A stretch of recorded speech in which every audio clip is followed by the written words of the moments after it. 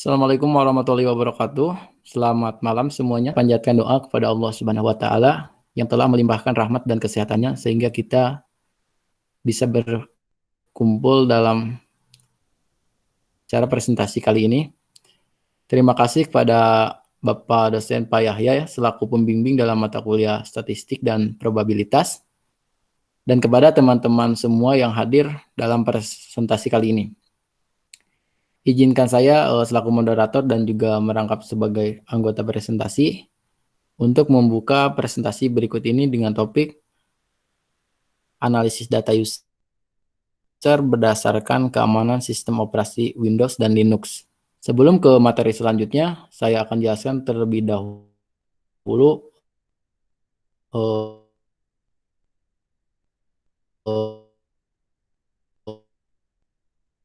mengenai susunan acaranya.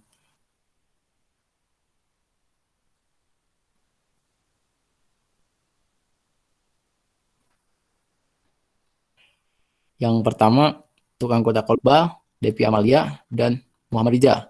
Untuk sesi yang kedua, ada sesi tentang presentation and presentation session atau penyajian dan penyampaian materi. Yang ketiga ada summary atau ringkasan singkat mengenai seluruh isi presentasi yang telah disampaikan. Dan yang terakhir adalah sesi closing atau penutupan. Oke, masuk ke sesi yang kedua, yakni sesi penyajian materi yang akan disampaikan oleh Disa sendiri. Untuk sesi pertama ya, yang akan saya jelaskan tentang sesi pendahuluan. Dalam penelitian ini tentang rules of slide presentation-nya terbagi menjadi dua pembahasan. Yang pertama tentang metode penelitian atau teknik-teknik dalam pengambilan penelitian yang kita buat pada presentasi yang kita sajikan pada malam ini. Yang kedua adalah pembahasan materi, yakni suatu bahan yang kita teliti mengenai bahan pembahasan materi yang kita presentasikan. Oke, untuk sesi atau slide selanjutnya tentang pendahuluan. Jadi latar belakang adanya penelitian ini dilatar belakangi karena sistem operasi itu dari tahun ke tahun semakin mengalami perkembangan dari operating system sederhana mulai dari CLI hingga sekarang berbasis GUI ya. Dari perubahan tersebut memungkinkan adanya operating system masa depan yang lebih canggih dari operating system sebelumnya. Operating system yang sekarang itu berkembang dari sistem operasi sebelumnya seperti sistem operasi DOS berkembang menjadi Windows ya, yang dikelola oleh Microsoft, dan Unix berkembang menjadi Linux serta Android. Mungkin itu bisa menjadi acuan atau latar belakang adanya penelitian ini dibuat. Oke, itu yang saya sajikan dalam presentasi. Untuk sesi selanjutnya akan dibawakan oleh Devi Amalia mengenai penjelasan tentang landasan teori. Waktu dan tempat dipersilahkan. Terima kasih Asep. Saya akan melanjutkan presentasi tentang landasan teori. Landasan teori ini dibagi menjadi dua. Yang pertama itu distribusi frekuensi. Distribusi frekuensi adalah susunan data menurut kelas, interval tertentu, atau menurut kategori tertentu dalam sebuah daftar. Yang kedua, penyusunan distribusi frekuensi. Penyusunan suatu distribusi frekuensi perlu dilakukan tahapan penyusunan data. Pertama, melakukan pengurutan data-data terlebih dahulu sesuai urutan besarnya nilai yang ada pada data. Selanjutnya dilakukan tahapan berikut ini. Slide selanjutnya tentang ukuran pemusatan. Ukuran pemusatan adalah bagian dasar yang wajib kita pelajari dalam statistika. Ketika membicarakan kelompok data kuantitatif, akan sangat membantu apabila kita mampu mendeskripsikan ukuran-ukuran dari kelompok data dengan menjelaskan ciri-cirinya secara numerik. Salah satunya dengan memahami ukuran pemusatan data. Nah, ukuran pemusatan data ini dibagi menjadi tiga. Yang pertama itu mean, median, dan modus. Saya akan menjelaskan penjelasan tentang mean, median, modus secara singkat. Yang pertama adalah mean. Min adalah nilai tengah pada suatu kelompok data yang diperoleh dari penjumlahan keseluruhan data pada suatu kelompok dibagi dengan banyaknya data. Yang kedua, median. Suatu nilai yang terletak di tengah kelompok data yang telah diurutkan dari nilai terkecil sampai terbesar atau sebaliknya. Yang ketiga adalah modus, yaitu salah satu ukuran pemusatan yang paling sering digunakan dengan menggunakan karakter data yang paling sering muncul dalam suatu kelompok data adalah modus dari kelompok tersebut. Slide selanjutnya saya akan menjelaskan tentang ukuran penyebaran data kelompok. Untuk ukuran penyebaran data berkelompok ini digunakan sebagai ukuran yang menunjukkan seberapa jauh data tersebut dari rata-rata. Nah, di ukuran penyebaran data per kelompok ini dibagi menjadi 6. Kita bisa mendapatkan datanya melalui jangkauan, simpangan rata-rata, simpangan baku, kuartil, desil, dan persentil. Yang pertama saya akan menjelaskan secara singkat jangkauan. Jangkauan ini biasanya disebut juga dengan range, yaitu selisih antara data dengan yang terbesar dan data dengan yang terkecil pada data berkelompok. Yang kedua ada simpangan rata-rata. Simpangan untuk nilai yang diobservasi terhadap rata-rata. Yang ketiga ada simpangan baku, nilai ukuran penyebaran data yang secara umum paling banyak digunakan. Yang keempat ada kuartil, yaitu ukuran posisi yang membagi kelompok data menjadi 4 bagian sama besar. Dan yang kelima ada desil, yaitu nilai batas atas sekumpulan data yang dibagi menjadi 10 bagian yang sama besar. Dan terakhir adalah persentil, yaitu nilai batas yang membagi data menjadi 100 bagian yang sama besar. Sekian, terima kasih. Baik, terima kasih kepada Depi Amalia yang telah menyampaikan materi dengan Muhammad Riza mengenai. Baik, terima kasih atas waktunya. Saya di sini akan menjelaskan tentang kuesioner sistem operasi.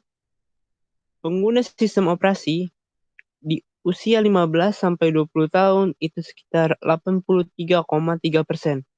Di usia 21 sampai 25 tahun itu sekitar 16,7%.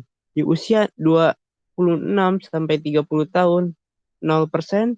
Di usia 31 tahun ke atas 0%.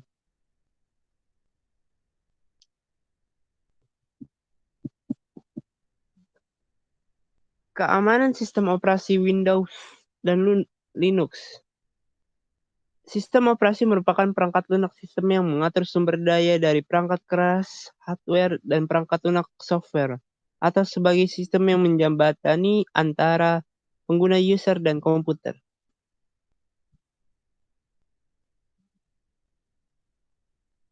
Keamanan dalam sistem operasi, istilah keamanan pada sistem komputer mengacu pada seluruh masalah keamanan agar sumber daya tidak digunakan atau dimodifikasi oleh orang yang tidak berhak. Yang pertama, interruption. Ancaman terhadap availabilitas informasi dan yang ada dalam sistem komputer dirusak atau dihapus sehingga jika ada informasi yang dibutuhkan tidak ada lagi. Yang kedua, integrity. Keaslian pesan yang dikirim melalui sebuah jaringan dan dapat dipastikan bahwa dalam perjalanan konfirmasi yang dikirim tidak termodifikasi oleh orang yang tidak berhak. Yang ketiga, confidentiality. Merupakan usaha untuk menjaga informasi dari orang yang tidak berhak mengakses. Confidentiality biasanya berhubungan dengan informasi yang diberikan ke pihak lain. Yang keempat, modifikasi. Ancaman terhadap integritas orang yang tidak berhak berhasil menyadap lalu lintas informasi yang sedang dikirim dan diubah sesuai dengan keinginan orang tersebut. Terima kasih kepada Muhammad Riza yang untuk sesi selanjutnya mengenai penjelasan singkat akan dipersilahkan. Baik, terima kasih Asep. Jadi saya Muhammad Iqbal akan menjelaskan penjelasan singkat dari sistem operasi. Nah, sebelum itu harus kita ketahui nih, sistem operasi itu apa sih? Sistem operasi itu adalah perangkat lunak sistem yang mengatur sumber daya dari perangkat keras dan perangkat lunak, serta sebagai daemon atau program komputer tanpa sistem operasi, pengguna tidak dapat menjalankan program aplikasi pada komputer mereka kecuali program booting. Nah, Yang kami ambil di sini sistem operasi Linux dan Windows. Yang pertama, sistem operasi Linux. Linux adalah nama yang diberikan kepada sistem operasi komputer bertipe Unix. Linux merupakan salah satu contoh hasil pengembangan perangkat lunak open source. Kemudian yang kedua, sistem operasi Windows. Windows adalah sistem operasi yang dikembangkan oleh Microsoft Corporation yang menggunakan antarmuka dengan berbasis GUI atau Graphical User Interface atau tampilan antarmuka bergrafis. Kemudian, saya akan menjelaskan kesimpulan dari presentasi yang kita jelaskan dari awal sampai akhir. Jadi, kesimpulan ini yaitu dari hasil penelitian ini dapat disimpulkan bahwa sistem keamanan atau fitur keamanan yang disediakan oleh pengembangan sistem operasi Windows dan Linux memiliki keunggulan dan kegunaannya masing-masing. Jadi, sistem operasi Windows dan Linux itu memiliki keunggulan dan kegunaannya masing-masing, serta dengan cara kerja yang beragam di setiap sistem operasi untuk mengatasi masalah yang berhubungan dengan keamanan, baik dari segi data maupun sistem itu sendiri. Itu saja, terima kasih atas waktunya.